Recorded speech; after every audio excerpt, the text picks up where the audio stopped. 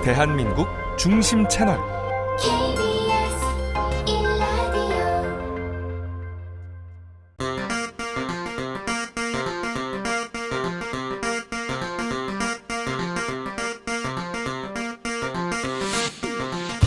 주진우 라이브 스페셜.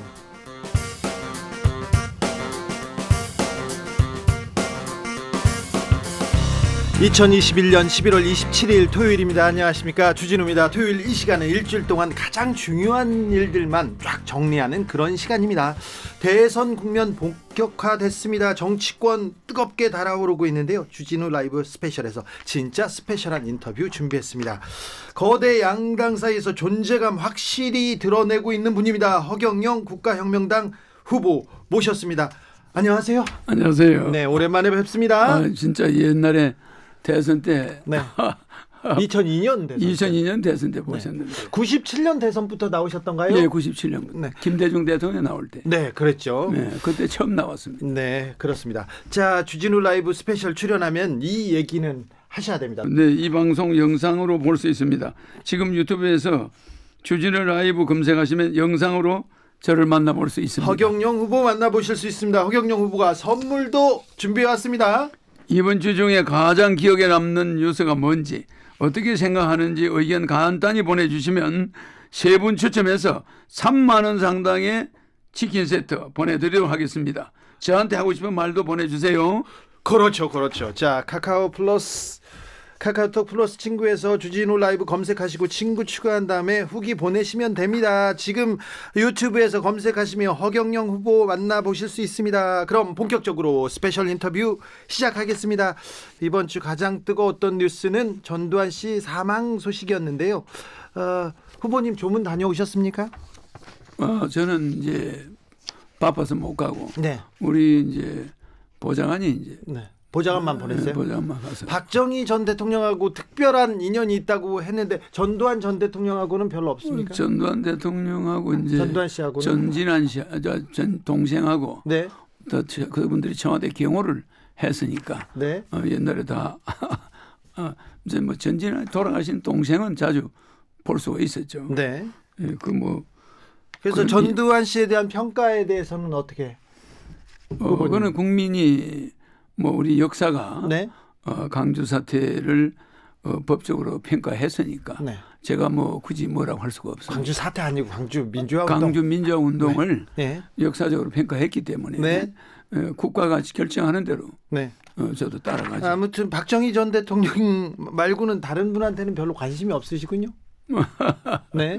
그렇지는 않습니다. 네. 2002년 대선 도전했을 때 제가 취재를 했었습니다. 그때 튀는 공약으로 굉장히 조금 제가 쓴 기사입니다.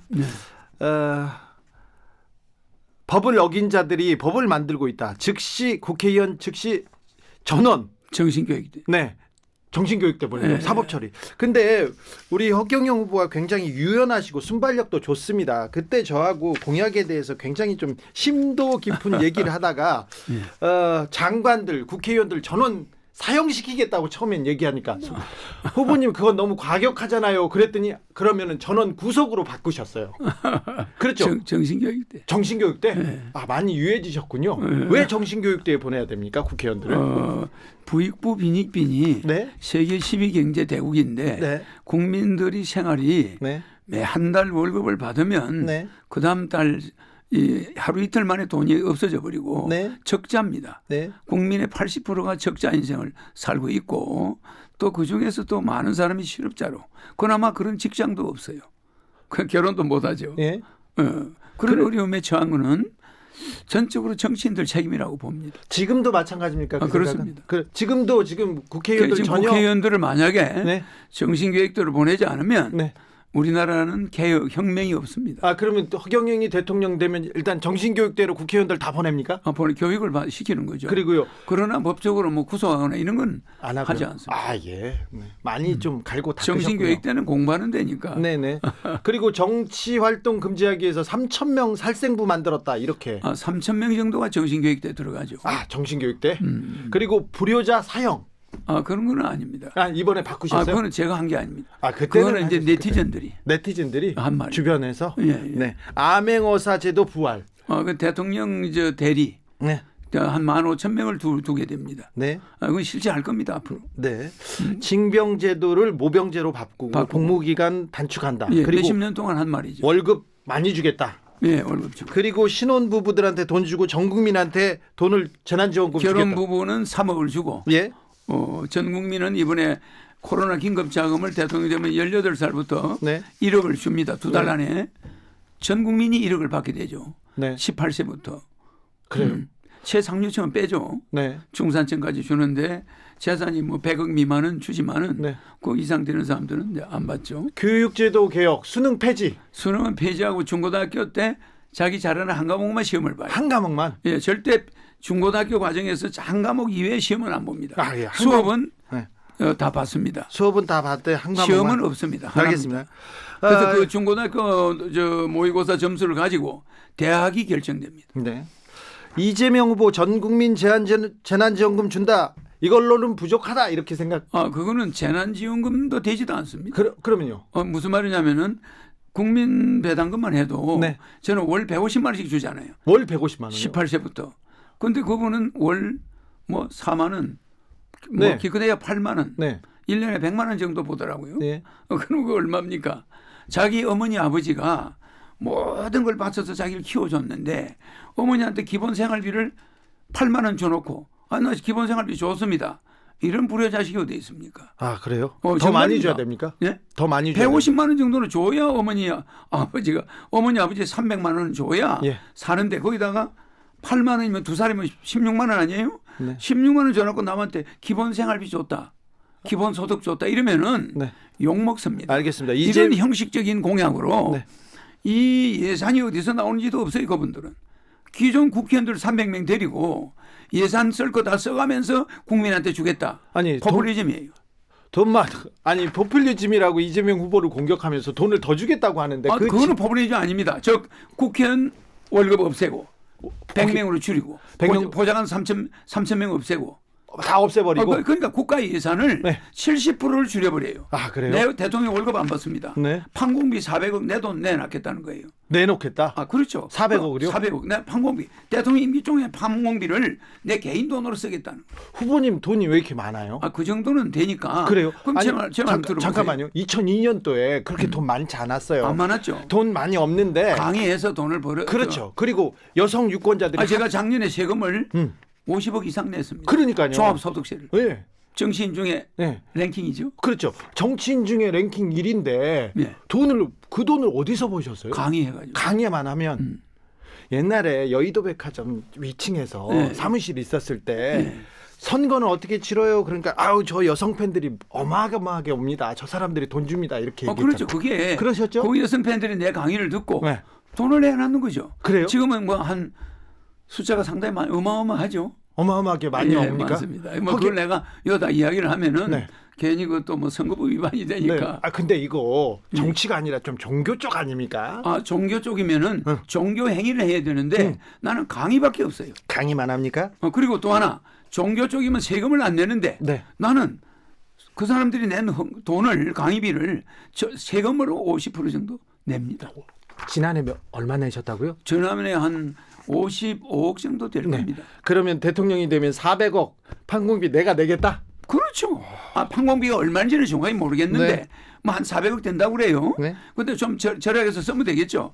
내 돈 쓰겠다. 예, 알겠습니다. 예. 자, 윤석열 후보의 공약은 어떻습니까? 나는 그 여야 후보에게서 공약을 본 적이 없습니다. 본 적이 없어요? 내 공약을 보는 것 같아요. 그래서. 사람들이 따라온다. 예, 근데 그게 표절해서 될 일이 아니잖아요. 그런데 허경영을 표절한다. 자, 인간 그거는 길거리 가서 물어봐도 네. 사람들이 그런 이야기를 해요. 그래도 지금 허경영 공약 표절이 요새 유행이다 이래요. 지금 양강 후보인데 이재명 후보한테는 재난지원금 지원금에 대해서 얘기했잖아요. 윤석열 후보의 공약에 대해서도 하나 얘기해 주세요. 윤 후보 공약은 잘 기억나는 게 없어요. 알겠습니다. 자, 인간 허경영에 대해서 알아보겠습니다. 아직도 축지법 공중부양 가능하십니까? 그런 거는 어린애들하고 교감을 하려고. 한 거였어요? 내가 운동을 내가 상당히 무술이 단수가 높아요. 네. 실제 공중부양하는 자세나 어느 정도 결과보자 공중부양 같은 걸 하거든요. 네. 그런 걸 하면서 내 건강이 네. 하나의 그런 걸로 단결돼 있다, 아주 돼 있어요. 건강하자고 그렇죠. 소통하자고 건강이 하는 거지. 애들한테 예. 야, 그 공중부양하는 거 좀 배워라. 네. 뭐 이런 거 재밌잖아요. 아, 그렇죠. 재미로 한 거지. 음악도 그러면, 만들어서. 축지법 쓰고 그런 건 아니죠. 축지법 걸어 다니라 좀. 차 타고 다니지 마라. 알았어. 내처럼 좀 말이야. 네. 많이 걸어 다니면 축지법도 안다. 알겠어요. 이런 걸 갖다가 자꾸. 네, 알겠어요. 많이 걸어 다니고 많이 걸어라. 알겠습니다. 절대 차만 타고 다니지 자, 마라. 노래도 하고 그렇지 않습니까? 이제 노래도 내가 그래서 7개 만들어서 네. 콜미 라이트 나우 예. 뭐 그 랭킹을 했었잖아요.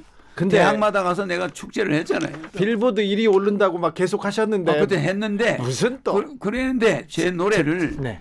그 라이트 나우를 또 싸이가 가져갔잖아요.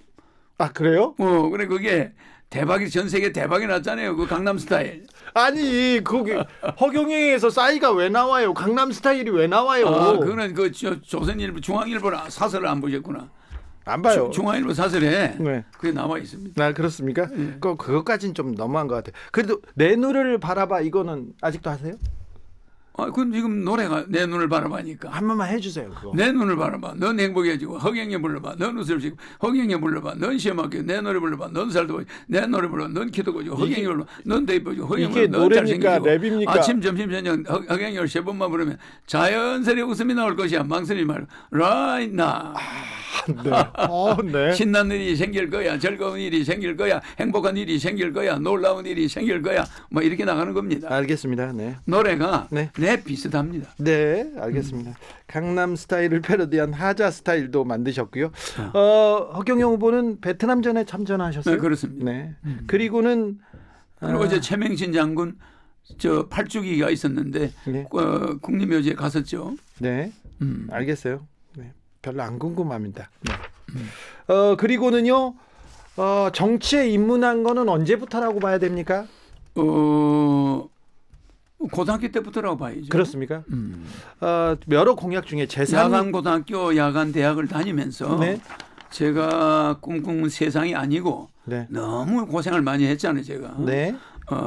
저는 뭐 전쟁고하지만은 전쟁고와 출신으로서 초등학교는 머섬을 살았고 시골에서 남의 집에 중학교 때는 공장을 한 30군데 옮겨 다녔고 그렇지 않습니까? 고등학교 때는 독학을 하면서 공장을 다니면서 고등학교 다니다가 뭐 재벌의 아들이 됐다가 양자. 아니, 근데 그 얘기 하셨잖아요. 삼성가의 그러니까 내가 비밀 양자였다고. 그래 양자로 있으면서 뭐 그분이 또 뭐 어떤 분을 만나게 해줬고 네. 내 그 인생이 좀 굉장히 특이합니다. 네. 또 절에 가서도 있었고 네. 삼각산 화계사에 숭산 이행원 스님의 밑에서도 한 3년 있었죠. 네. 고등학교 때 네. 그것도 좀 있었고 그리고는 중학교 때죠. 그리고 젊어서는 또 박정희 대통령하고 그거는 이제 이병철 회장이 삼성에서 이 회장이 소개해줘서 네. 내가 여러 가지 어드바이스를 많이 했죠. 그래서 비밀 보좌관 했다. 보좌역을 했다. 예. 누구하고 했다.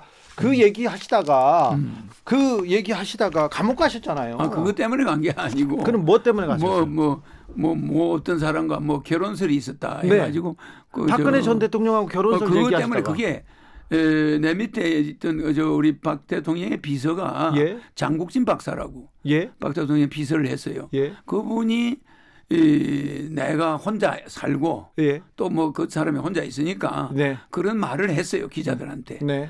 그게 이제 화근이 시작이 된 거죠. 그렇죠. 내가 직접 한 건 아니었는데 네. 나는 거기에 대해서 해명하다가 네. 그게 그렇게 엮였죠. 그 2002년에 제가 그 문제 2002년에 물어봤어요. 허경영 후보한테 박근혜 전 대통령하고 무슨 관계에 대해서 지금 얘기가 돌아다니는데 어떻게 생각하느냐. 근데 주변에서 다 얘기하고 다닌다. 주변에서 그러는 거죠. 나는 그러지 않는데 네. 그 당시에도 자꾸 기자들이 물어요. 네. 근데 그건 누가 지는지냐면 장국진 박사라고 아. 박 대통령 비서가 박근혜가 저렇게 혼자 있는 거 보니까 네. 자기가 참 책임감을 느낀다. 예. 그러니까 자기는 대통령을 모셨던 사람으로서 저 허경영 씨, 저 박근혜 씨 빨리 좀 어떻게 결혼하는 게 좋지 않을까? 네. 이런 말을 내한테 했다는 거죠. 허경영 후보 혼자 생각하신 건가요? 아니고 주변 사람들. 나는 독신을 원해요. 독신이요? 나는 독신을 원합니다. 그래요? 지금도 독신이잖아요. 알겠어요. 자, 아무튼 삼성과의 양자였다. 박정희 대통령의 비밀 보좌 역이었다. 그리고 조지 부시 미국 대통령 취임식에 참석했다. 이런 그 전부 얘기로 그게 사실인데 예. 그것을 왜곡해서 조지 부시도 백성학 영암모자 회장이 예. 김포공항에서부터 같이 갔어요. 그래서 만찬장에서 허경영 후보를 봤다는 사람을 저도 봤어요. 그럼 그거 가짜입니까? 백성학 씨가 이야기했죠. 네네. 그 경인방송 의장이고 영암모자 회장인데 그분이 조지 부시하고 나하고 만나는 걸 옆에서 본 사람이에요. 그러니까요. 파티장에서. 어떻게 가셨어요 거기에? 우리나라에서 정치인은 내 한 명을 뽑았고 각 나라에서 그 파티장이 전 세계에서 350명이 들어가는 자리였는데 유니언 스테이션에서 워싱턴에서 했는데 네. 그 자리에 각 나라에서 한 명씩만 해도 300명 아닙니까? 200명 아닙니까? 그리고 미국에 저명한 사람 한 100명 가지고 350명이 한정이 돼 있었어요. 거기에 내가 초청을 받았죠. 아무튼 이런 얘기를 하다가 감옥에 갔다 이게 오셨는데 가짜가 아닙니다. 근데 네, 그때 조지 부시 대통령 부시 만난 게 가짜다 이래가지고 나를 또 엮었어요. 아니 그러니까 조지 부시 대통령의 만찬장에는 간 걸로 갔다는 사람을 제가 취재한 적이 있습니다. 취재했죠. 네, 네. 근데 그게 신동아에도 나왔습니다. 네, 네. 신동아에도. 그 재판에서도 나왔어요 그 부분. 근데 재판에서는 네. 허경영이가 부시를 안 만났다는 거예요. 아 그래요? 그때 그랬잖아요. 그래서 1년 6개월. 그래요. 근데 예. 내가 그 허위 사실이 아닙니다. 네. 다른 것 때문에 1년 6개월이 아니라 네. 일부는 그게 사실로 확인됐는데 일부는 사실이고 예, 일부는 박근혜와 결혼설 그게 거짓말이다. 아 그래요? 네, 그건 잘못했네요. 예, 그거 잘못된 거죠. 네, 결혼 생각이 없다. 없었던 거죠. 그게 박근- 이제 우리 박 대통령의 비서가 네. 자꾸 그 말을 강요했죠. 강요하니까 가만히 있었으니까 또 그렇게. 또. 나는 이제 그래도 뭐 그 사람을 존경하니까 네. 뭐 그런 말도 일리가 있겠다. 아무튼 아주. 박근혜 정부 들어서자마자 허경영 후보 잡혀갔죠. 잡혀갔죠. 아이고.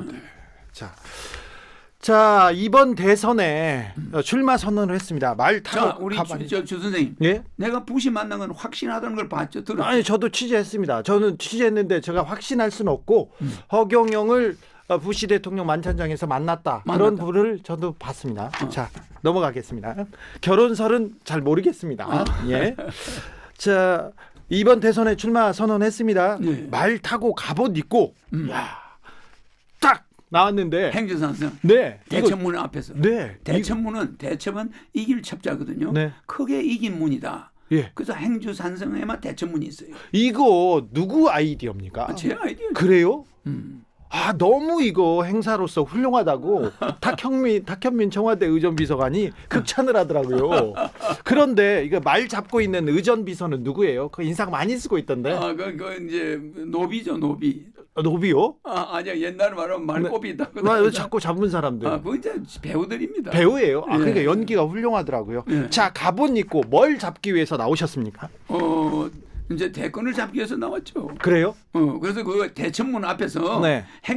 산성의 대천문이 있잖아요. 네. 크게 이긴 문 앞에서 나왔기 때문에 당선될 거라고 봅니다. 네. 당선됩니까? 그런 에너지가 있습니다. 2002년 때도 그렇고 2007년 그때는, 때도 그렇고 그때는 제 공약을 알리러 나갔고 네. 이번에는 3세판 세 번째 아닙니까? 네. 그래서 나는 경쟁자가 없습니다. 경쟁자가 없어요? 예, 윤석열 후보나 이재명 후보나 경쟁자를 보지 않습니다. 왜요? 애국자로 보죠. 애국자요? 나라를 위해서 대통령이 되겠다. 네. 그래서 내가 대통령이 되면은 네. 그분들은 부통령으로 씁니다. 부통령을 써요? 부통령. 그리고 무조건 임명해서 안 받아들이면 할 수 없는 거고. 자 허경영 후보 허경영 후보가 내놓는 공약은 뭡니까 이번에? 대통령 되면 2달 안에 1억. 1억을 줘요. 18세 이상 국민에게 코로나 긴급자금 1억씩을 줍니다. 무슨 돈으로요 또? 그 돈은 양적 완화를 해서 네. 긴급자금으로 대통령 헌법 76조 1항에 대통령 긴급 재정명령권이 있어요. 국회 동의가 필요 없거든요. 네. 바로 줘버립니다. 바로 줘요. 국민에 1억씩. 그러면 가계부채가 2,000조거든. 그러면 일단 2,000조가 풀려요. 예. 그럼 국민들이 은행 빚을 갚을 거야. 예. 그러니까 시중에 인플레는 안 생겨. 잘 보세요. 이걸 경제학자들을 보면은 유천생 같아. 한국의 각 대학의 경제학 교수들 그들이 주장하는 거는 너무 겁쟁이 경제야. 네. 이건 양적 완화를 해서라도 펌프에다가 물이 쪽 말라 있는 펌프에는 물을 한 바가지 부어야지. 네. 숟가락 한 숟가락씩 넣으면 됩니까? 네. 예? 그렇게 해서 1억 주고 그 다음에 월 150만 원씩 국민 배당금을 네. 돌아갈 때까지 18세 이상. 그러면 그게 그 두 가지가 엄청난 이익입니다. 한 사람이 가족이 18세 이상이 4명 있으면 4억. 년 집에 들어오는 게 월 네. 600만 원씩 들어오니까 150이니까 연 한 7천만 원. 네. 이렇게 들어옵니다. 근데 매년. 허경영 후보가 그러니까 내가 대통령이 되면은 네. 국민들이 하나 없어지는 게 있어요. 돈 걱정. 돈 걱정은 없어진다. 돈 걱정이 없어지면 모든 걱정이 없어진다. 그런 없어지죠. 사람이- 그래서 이혼도 90% 줄어들고 부부 싸움도 90% 줄어들고. 아이 그렇다고 부부 싸움이 줄어드니까. 줄어듭니다. 돈 문제만 없어 보세요. 아이고. 아니 우리 주 선생님은 저 옛날에 젊을 때 하고 달라졌어. 왜요? 네?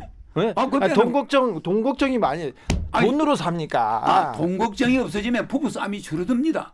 거짓말 아닙니다. 그건 그렇겠죠. 네, 그리고 어머니 아버지 요양병원에 넣어놓고 그 병원비도 제대로 못 되는 사람이 많아요. 예. 근데 어머니 아버지가 150만 원 나와봐요. 네. 300만 원 나와봐요. 예. 부모님 문제도 걱정이 안 되는 거예요. 네, 한 부분은 덜겠죠. 네. 자, 이런 허경영 후보의 공약으로 그 서울시장 선거 때도 굉장히 돌풍을 일으켰습니다.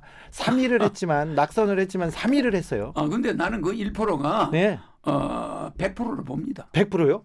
어떻게 1%가 100%입니까? 그러니까 1%를 예. 1.1%를 받아도 예. 나는 그걸 100%를 본다는 거예요. 그렇죠. 아무튼 마음은 허경영을 찍고 싶은데 네. 그 이 정치 그 당시 구조상 역학상 네. 여야를 찍었다고 봅니다. 네. 그러나 이번 선거는 그렇게 여야에 매일 필요가 없다. 네. 이번에는 돈 문제부터 해결하자. 네. 이번 대선은 돈 문제 해결하는 대선이다. 네. 국가혁명당 허경영 후보를 대선 후보보다는 본자 엔터테인먼트 가수로 보는 사람들이 많아요. 이제 그것도 젊은이들 위해서 소통을 위해서 소통을 위해서. 했던 거지. 나는 그래. 노래를 잘 못해요. 노래를 못 한다고? 노래를 잘 못해. 아까는 잘한다며. 그거는 랩이죠. 랩이요? 예. 랩 한 소절 더. 예. 랩 한 소절 더. 신나는 일이 생길 거야. 즐거운 일이 생길 거야. 행복한 일이 생길 거야. 놀라운 허경영 당선이 생길 거야. Right now. 야, 이게 청년과 소통하기 위한 참고였습니다. 네. 그래서 대학생들이 초중고 대학생이 길거리를 못 지나다닐 정도로 하니까. 누구요? 저를. 허경영 제 후보가 인기를 잘 나가면 모르시죠? 네, 잘 몰라. 밥 먹으러 식당 가면은 네. 5천 명이 몰려들 정도니까. 아니 근데 예전에도 2002년도에도 사무실에 그 아주머니 그럴 때처럼 할머니들이 몰려와요. 그럴 여기 때처럼. 와가지고 계속 앉아 있었어요. 앉아 있어요. 왜 그럴 본다고? 네. 지금도 그래요? 지금은 그거보다 1000배 더 하죠. 왜 그럴까요? 하여튼 내 옆에만 오면 마음이 편타는 거예요. 마음이. 누가요? 많은 여성들이. 이해할 수가 없네 이걸 어떻게 해석해야 됩니까? 물론 50%는 남자고 50%는 여자인데 아니 이제 여성분들이 훨씬 많아요. 여성분들이 좀 많은데 네. 그분들이 내한테 오면은 근심이 없어져 버리고 근심이 없어요. 몸이 나와 버리고. 그런 얘기 계속 하시면 이거는 이제 이거 종교 아니야 이렇게 생각하는 사람들. 종교 아닙니다. 네. 우리는 강의만 하지 종교 행위나 예식이 없어요. 자, 우리 정치는 어떻게 그럼 종교면은 내가 세금을 그렇게 냅니까? 알겠어요. 네. 네, 세금 많이 내는 허경영. 정치인 중에 세금을 가장 많이 내는 그거는 산속에다가 네. 집 지어놨고 아무 공해도 없이 매연도 없이 세금을 그렇게 많이 내는 사람 봤습니까? 자, 허경영 후보는 우리 정치가 어떻게 바뀌어야 된다고 생각하십니까? 제가 이야기하는 3.3 정책은 네. 일관성이 있습니다. 30년 전부터 똑같은 걸 주장합니다. 결혼하면 1억. 그때 나중에 결혼 문제가 생겼죠. 결혼 안 하죠. 애 안 낳죠. 예. 인구 절벽 왔죠. 예. 내가 그때 출산하면 3천만 원 주자고 그랬죠. 옛날에. 예. 30년 전에. 네. 근데 지금은 5천만 원입니다만은 네. 어쨌든 내 정책 지금 초등학교가 3,600개가 없어졌어요. 네. 지금 중학교가 없어져 가고 있어요. 예. 나중에 대학교도 절반 줄여야 됩니다. 네. 그러면 인구가 역삼각형이 됐어요. 예. 옛날에는 정삼각형이었는데 네. 그러면 나중에 노인들 죽고 나면 인구가 3분의 1밖에 안 돼요. 그러니까요. 심각하지 않습니까? 그거 심각합니다. 그리고는 아무튼 아까도 제가 지적했는데 국내 최초로 재산 비례로 벌금도 따로 매기자 이렇게 그 재산 비례 벌금제. 네. 그러니까 택배 운전수는 10만 원짜리 벌금은 5천 원짜리. 네. 그러니까 택배 기사나 택시 기사는 10만 원짜리나 5만 원짜리 벌금은 10,000원과 5,000원. 네. 다 10분의 1로 줄여서 낸다는 거죠. 부자 경영은 많이 내고. 부자들은 네. 교통기관을 했다. 그러면 1,000만 원, 네. 뭐 2천만 원 이렇게 내는 거죠. 네. 재산에 따라 벌금이 과중 계산되는 겁니다. 네. 그러니까 없는 서민들, 월급쟁이들 직장에 일찍 가려고 차례가 위반했다. 그러면 5만 원짜리 끊으면 5천 원. 네. 공화당 총재를 지내기도 했지만 민중당이나 열린우리당에 이렇게 몸을 담은 적도 있어요. 네, 민중당의 이재호하고 지금 이 장기표 씨하고 네. 제하고 네. 그다음에 이제 지금 총리하는 김부겸 총리. 김부겸 씨하고 그때 이 사람들이 그 당시 민중당 멤버입니다. 아, 그래요? 예, 근데 내가 이제 그 당시 김낙중 씨가 네. 뭐 어떤 혐의를 받아가지고 네. 잘못되는 바람에 나는 공화당을 만들었고 네. 이재호 씨는 신한국당으로 갔고 네. 이우재 씨 신한국당으로 갔고 네. 장기표 씨는 그냥 제야로 갔고 네. 뭐 이 우리가 모인 사람들이 최초로 모인 사람들이 각자 당으로 흩어졌습니다. 네. 흩어졌는데 민중당에. 네, 네. 그때 내가 민중당에서 시의원도 나갔죠. 시의원 나갔죠. 네, 네, 맞습니다. 그분들하고 교류는 없으시죠? 지금도 장기표 씨는 자주 연락하고 만나요. 아, 그렇습니까? 예. 네. 자, 마지막으로 허경영이 대통령이 돼야 하는 이유. 지금 여야 후보 중에 대통령이 되면은 우리 5년간 국민들은 다 죽어갈 것이고 그 두 사람은 계속 싸우게 되는데 한 사람이 그 중에서 이기면 한 사람에게 무슨 뭐 감옥을 갈 것 같은 그런 느낌이 와요. 예. 그 정도로 지금 현재 살벌합니다. 예. 그럼 우리가 앞으로 5년간 또 이런 싸움을 봐야 됩니까? 차라리 허경영이는 누구를 비난 안 합니다. 한 번도 대통령을 잡아넣는 것에 대해서 나는 반대합니다. 그래서 대통령이 되면 즉시 박근혜 이명박도 물론 사면합니다만은 사면하기만 하는 게 아니라 복권까지 해요. 네. 나는 그렇게 해줄 것인데 또 모든 정가자들 네. 일단 사면 복권합니다. 모든 정가자를요? 다 사면 복권. 지금까지 있던 정권은 사면 복권으로 만들어줘요. 아니, 그럼 어떻게 해요? 옛날에 네. 잘못했던 사람 또 잘못하면 어떻게 하는 아니지. 그거는 엄중해집니다. 그 대신에 네. 내가 대통령 되면은 모든 사람은 사면 복권 된다고 보면 됩니다. 그래요? 그렇게 보고 그다음에 감옥은 90% 없어지고 벌금제로 바뀝니다. 아, 이거 큰일 날 것 같은데? 아주 중범자들은 몽고 사막으로 보내서 이 황사 예방. 아니, 몽골 사람들은 좋아할까요? 거기? 그렇게 몽고 사막에 가서 황사 예방 우리 프로젝트 사업이 있어요. 예. 한반도로 황사가 안 날라오게 예. 사막을 초지화 만드는 일을 합니다. 아이고. 그래서 교도소 앉혀놓고 먹이고 입히고 재우고 옷 입혀주고 새 모욕시켜주고 이런 거 안 합니다. 네. 굉장히 달라집니다. 그러면은 1년에 예산이 한 100조가 더 들어와요. 오히려 아니 이재용 씨를 꼭 감옥에 넣어야 되겠습니까? 벌금으로 받으면 벌금은 얼마 받아요? 벌금으로서 상당히 많이 받아야죠. 그러니까. 재산 미래 벌금이니까. 그러니까 그럼 재산 그러니까 감옥에 보내면은 감옥 안 보내고 국제망신입니다. 국제망신. 아니, 그러니까 벌금은 얼마로? 삼성 브랜드가 나빠지면 우리 한국 브랜드도 나빠져요. 알겠습니다. 그 벌금이 네. 5천억 뭐 이런 5천억. 정도로 매기면 네. 국민 배당금으로 나갈 돈이 많아지잖아. 네. 없는 사람들. 아, 그럼 부자- 왜 재벌을 잡아넣어서 감옥에 넣어야 됩니까? 부자는 감옥 보내지 말고 벌금을 많이. 벌금을 많이 받자. 네. 그게 현실적인 겁니다. 알겠습니다. 아니, 우리 주 선생은 네. 그래서 돈을 못 버는 거예요. 알겠습니다. 네, 저는 돈 안 벌래요. 자, 공약 얘기하면 끝이 없을 것 같습니다. 아우, 네. 머리가 어지러웠는데요. 머리 세팅하는 데는 얼마나 걸리세요? 이렇게 머리 세팅을 잘하고 다니세요. 세팅 뭐 세팅입니까 그냥. 네, 별로 안 걸립니까? 안 걸립니다. 네, 알겠습니다.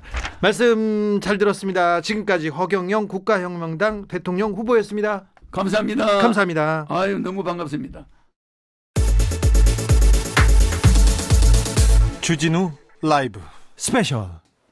주진우 라이브 스페셜 이어갑니다. 일주일 동안 주진우 라이브에서 가장 중요했던 부분 다시 듣는 그런 시간입니다. 양지월 변호사 모셨습니다. 어서 오십시오. 네, 안녕하세요. 오늘은 어떤 주제 골라오셨습니까? 전두환 씨가 사망을 했습니다. 네. 근데 사죄 한마디 없이 연희동을 떠난 거고요. 예. 전두환 씨 사자 명예훼손 사건 피해자 네. 고 조규호 신부의 조카 조영대 신부를 연결해서 신경을 들어봤는데 이 부분 다시 듣고 싶습니다. 전두환 씨의 사망 소식 어떻게 들으셨습니까, 신부님?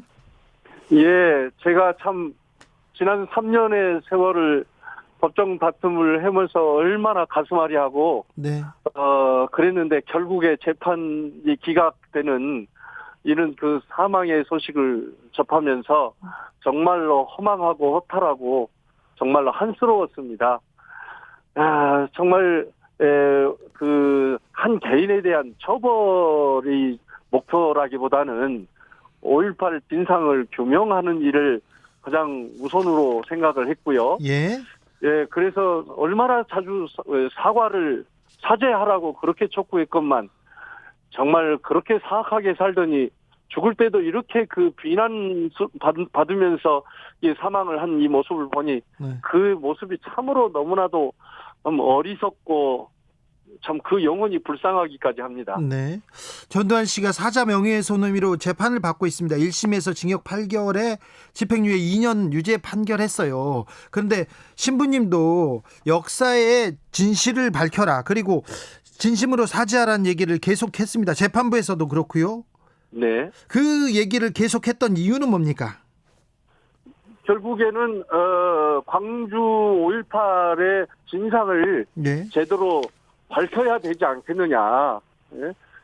정말 그렇게 엄청난 만행을 그렇게 저질렀으면서 왜 그렇게 뉘우치질 못하고 그 전두환 때문에 얼마나 많은 사람들이 피 흘리고 또 희생을 당했느냐는 거죠. 그런 분들에 대해서 일말의 양심을 가졌으면 진심으로 뉘우치면서 광주가 여전히 폭도로 그리고 폭동으로 광주 사태로 아직도 이렇게 역사가 왜곡되고 폄훼되는 이런 참으로 그 복창 터지는 이런 상황에서 광주 5.18의 진상을 규명하고 광주의 명예를 회복해야 된다라는 그런 절실함 때문에 예. 제발 좀 죽기 전에 네. 정말로 사죄하고 진상 규명을 위해서 협조하라.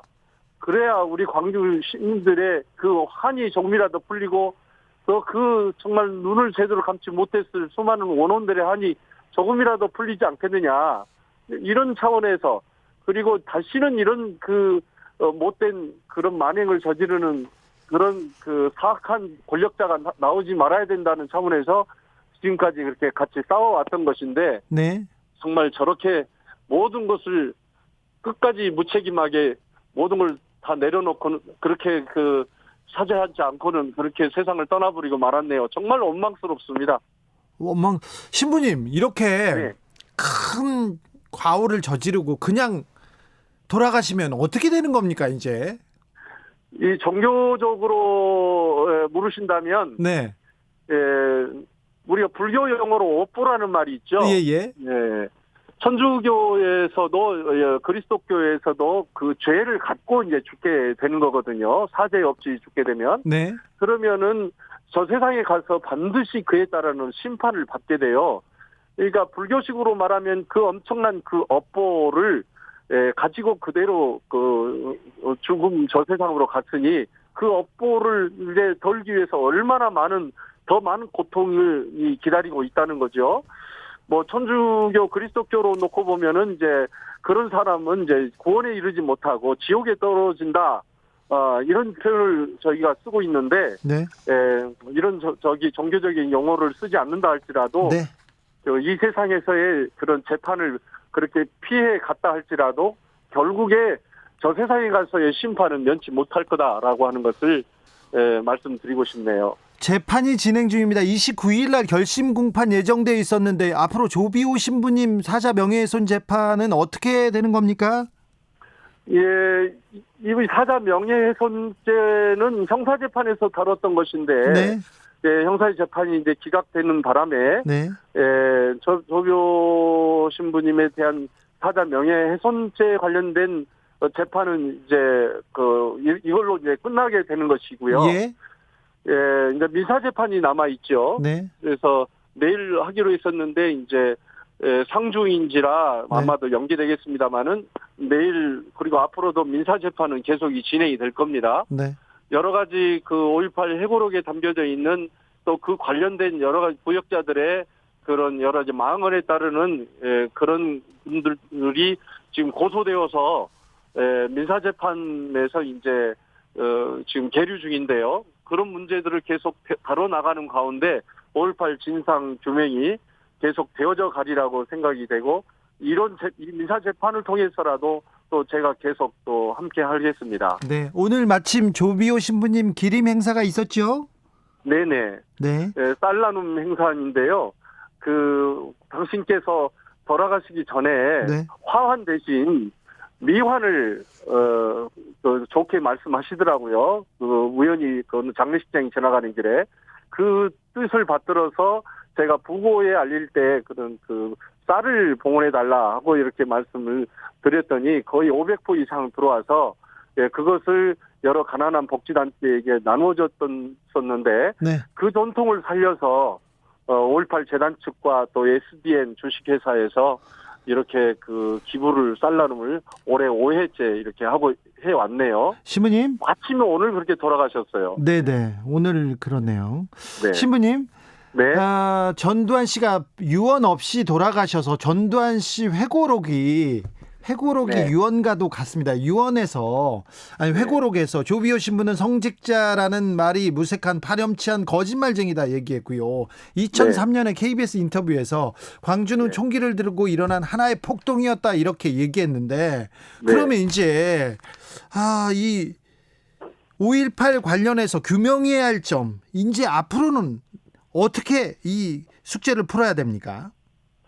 예, 뭐 이미 언급해 드렸습니다만은 5.18 진상 규명이 가장 중요한 이제 과제인데요. 네. 예, 뭐 형사법으로서는 이제 어쩔 수 없는 지금 상황이 되어버렸고요. 네. 우리 온 국민들이 이제 전두환이가 사망했기 때문에 이제 끝났다 이렇게 생각하지 않으시고 예. 5.18 진상 규명을 해 나가는 모든 노력들에 대해서 계속 관심 가져주시고. 네. 예, 그러면서 이제 이 5.18 광주의 이 아픔, 더 이상 광주를 폄훼하고, 역사를 왜곡하지 말아주시고, 네. 정말, 광주를 그런 폭도로 몰았던 그런 그 못된 그런 세력들의 말에 귀 기울여 듣지 마시고, 광주의 아픔을 좀 알아주시고, 그리고, 다시는 이런 제2의 전두환 같은 그런 권력을 국민들을 위해서 함부로 사용하고 국민들에게 엄청 그런 만행을 저지르는 그런 못된 권력 행사자는 이 땅에 더 이상 발을 딛지 못하도록 우리가 정의로운 사회로 만들어 나가는 일이 참으로 우리에게 남아져 있는 참으로 중요한 과제라고 생각합니다. 광주를 폄훼하고 5.18을 모욕하는 정치인들이 간혹 나오지 않습니까? 들어갔다가도 다시 나오고 김진태 전 의원 다시 활동하고 그런 분들 보면 어떻게 생각드세요? 이게 그분들이 도대체 광주에 대해서 뭘 조금이라도 아는가? 광주의 그 아픔을 조금이라도 깊이 있게 진실로 들여다봤는가 하는 생각이 들고요. 광주의 그 전두환과 그 세력들에 빌붙어서 권세를 누리고 국회의원 배지를 달고 그러면서 정치인으로 남아있기 위해서 그렇게 참 비굴하고 비열한 그런 태도를 버리지 않는 사람들이 많은데요. 제발 좀 그렇게 안 살았으면 좋겠습니다. 정말로 정직하고 바르고 남들의 아픔에 대해서 그렇게 오히려 더 큰 상처를 입히는 그런 태도로 살아가지 않았으면 좋겠습니다. 신부님. 네네. 5.18 빼고 호남 사람들이 전두환 정치는 잘했다고 생각합니까? 정말 이번에 너무나도 그 말을 듣고서 도대체 어떻게 그런 말을 할 수 있는가. 전혀 광주에 이번에 무슨 사과한답시고 오셨던 그 양반 광주의 그 망울동 5.18 와서 그 비석을 붙들고는 뭔가 침통한 표정을 지었던 그 모습 얼마나 그게 쇼된 모습입니까? 광주에 대해서 진실로 안다면은 광주에 저지른 전두환의 그런 엄청난 만행에 대해서 조금이라도 안단다면은 그리고 만행뿐만 아니라 그 이후에 그의 정치의 행태가 얼마나 사악했던가 하는 것을 조금이라도 좀 들여다봤다면 어떻게 정치를 잘했다는 그런 말을 할 수 있겠습니까? 그래서 그 말을 들을 때 우리 광주 시민들이 얼마나 정말로 분노가 터지고 저런 하면서 혀를 찼습니다. 제발 좀 정말로 광주를 좀 똑바로 좀 아시기를 바랍니다. 나라의 그런 정말로 대권을 갖겠다는 사람이 이렇게 광주에 대해서 알겠습니다. 모르고 폄훼한 발언을 그렇게 한다는 것은 정말로 이것은 역사적으로나 이건 너무나도 정말 그것은 그래서는 아니 될 일입니다. 주진우 라이브. 전두환 씨가 자서전을 냈습니다. 자서전에서 조비오 신부의 명예를 훼손했습니다. 그래서 조카인 조영대 신부가 소송을 했지 않습니까? 그래서 전두환 씨의 만행 그리고 시민을 상대로 헬기에서 그리고 조준 사격을 한 그런 사실들이 다시 밖에 드러나면서 우리가 고민하는 시간이 있었습니다. 이 재판이 없었으면 전두환 씨는 더 편하게 갔을 거예요. 재판에 신경은 쓰기는 했었을까요? 몇 번 왔다 갔다 한 거 외에 와서 화내고 가고 졸고 가고. 예, 수면제 먹고 안정적으로 졸다가 갔다라는 얘기까지 나왔지 않습니까? 네. 그래도 정말 안타까운 건 우리 사법부가 조금 일찍 서둘러서 그러니까 형사 판결로 전두환 씨가 거짓말을 했다라는 걸 명백하게 결론을 지었어야 하는데 네. 그 재판마저도 마무리를 못했던 게 좀 정말 안타깝습니다. 1심에서는 네. 집행유예형을 받았고 2심 진행 중에 사망했습니다. 1심 집행유예 나왔던 게요. 지난 11월이었어요. 지난해. 네. 1년 동안 뭐 했던 겁니까? 그렇죠. 그리고 더 다투는 부분이 많지 않다. 딱히 있을 수가 없는 그렇죠. 재판이었죠. 그래서 빨리 끝냈으면 대법원 판결까지도 끝날 수 예. 있었는데 사법부에서 역사적으로 이 매듭을 지어줬으면 했었는데 그 부분도 안타깝군요.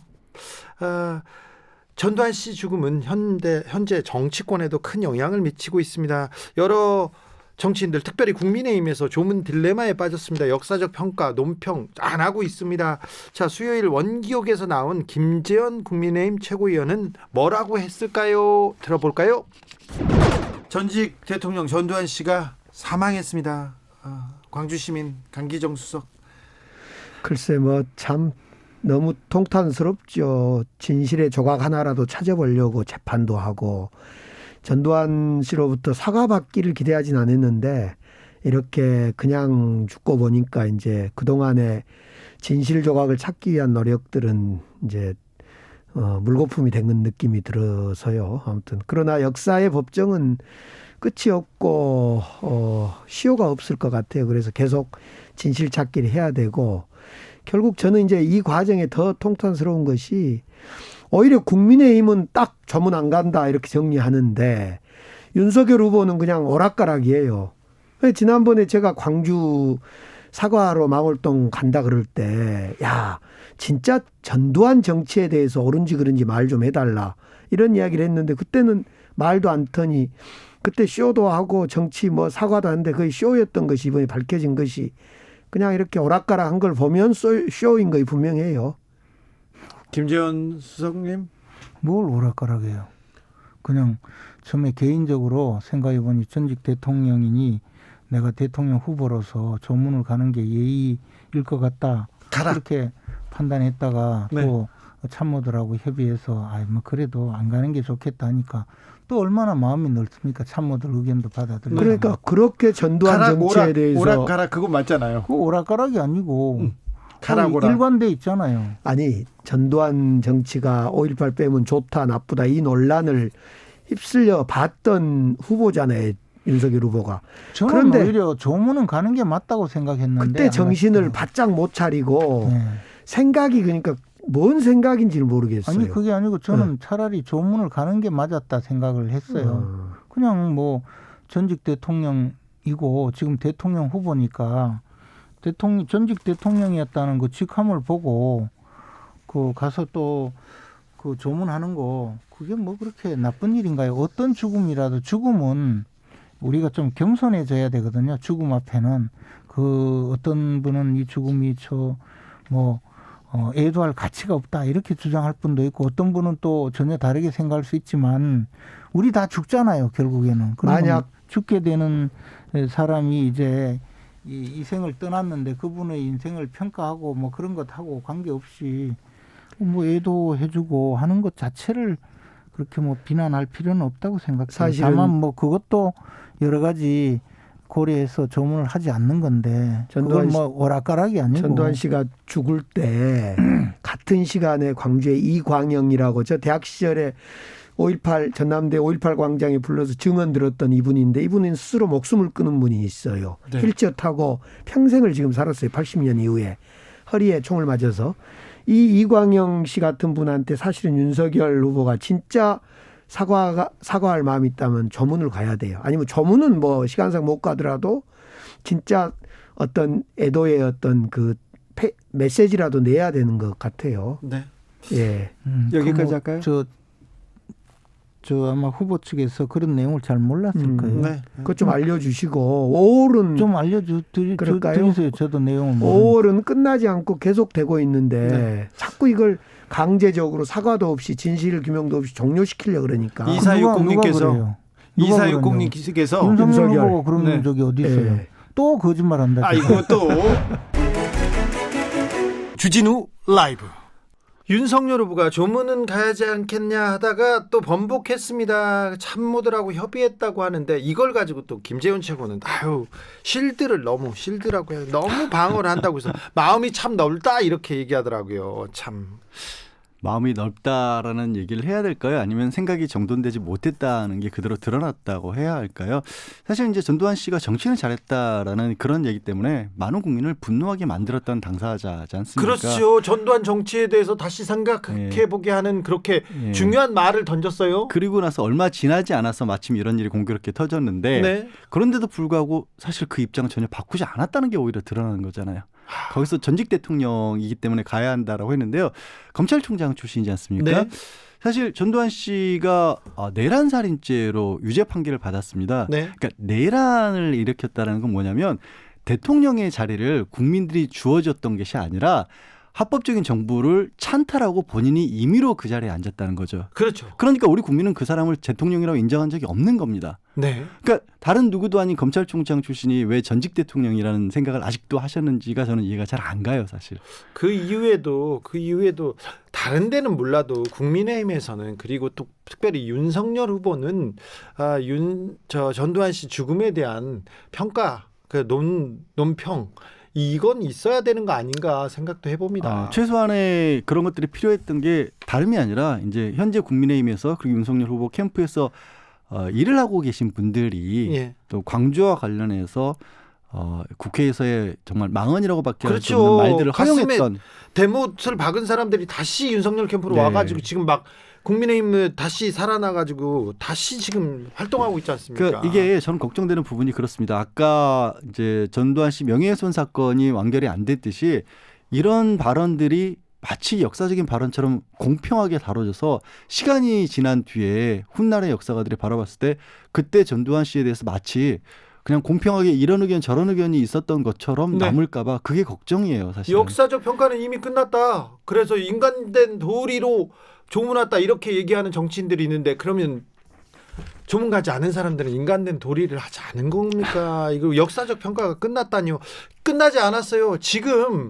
지금도 여전히 5.18 민주화 운동은 북한군 소행이라고 이렇게 주장하는 사람들이 있습니다. 많습니다. 역사적 평가를 끝내야 하는데 끝내지 못하게 만들고 있는 사람들인 거죠. 그런 그 사람들이 지금도 나오고 있습니다. 예. 북한군이 300여 명이나 남하해가지고서는 일으킨 그 사건 아니겠습니까? 만약에 그것을 갖다가 수습하지 못했다고 하면 아마 내가 그 군인에 간 사람으로서 그 대한민국의 그 역사가 어떻게 됐겠느냐. 하나의 출신 정진태 전 한미연합사 부사령관의 발언이었습니다.